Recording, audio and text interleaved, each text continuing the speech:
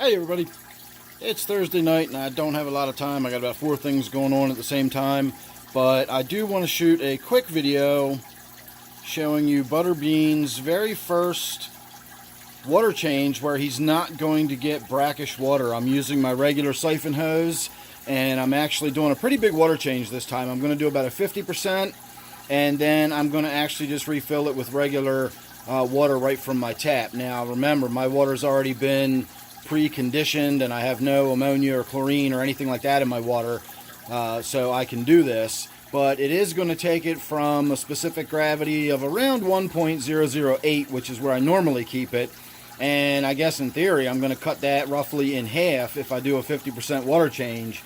So I'm only doing it to see if I can have an effect on all the diatom algae that grows on the glass, and maybe just to see if it comes back so quickly on the gravel. You know how I always get that red stuff growing on the gravel. I already removed a lot of that. I did a normal vac with my regular hose where I can actually remove that stuff and all the old shells off the bottom and everything.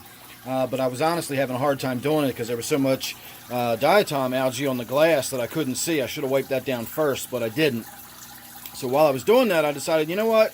Let's just go ahead and do a big water change on this tank and refill it with some, close to fresh water.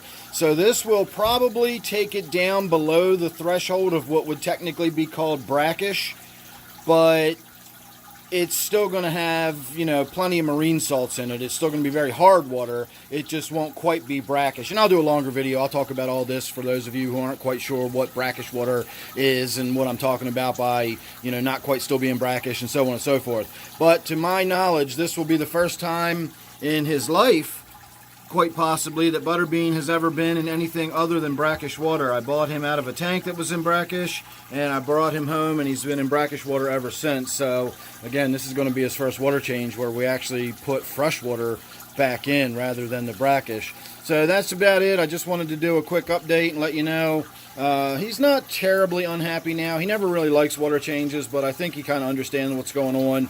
And if you notice, his belly there is not real dark or anything. He seems a little agitated, but you can tell he's not real dark in the belly, which is a sign of stress in puffers. So as long as he looks nice and bright white like that, I'm not too worried about him. And so far, in all the years I've had him about 5 years now, something like that, maybe a little more, give or take.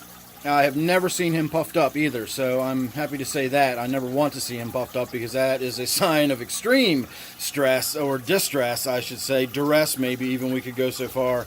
But you definitely don't want to see your puffer puffing, and you definitely don't want to antagonize your puffer into puffing. You're basically abusing your fish at that point, so don't do that if you have a tendency to want to try to get your puffers to puff. So anyway, enough on that. You can see the water level's getting low enough now that the filter is struggling to pick it up.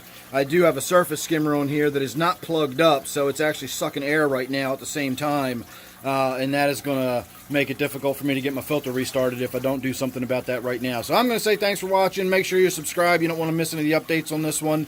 Don't forget, this one here is my brackish tank, and we'll be talking more about this one in the near future. So thanks again, and I'll see you real soon in the next one.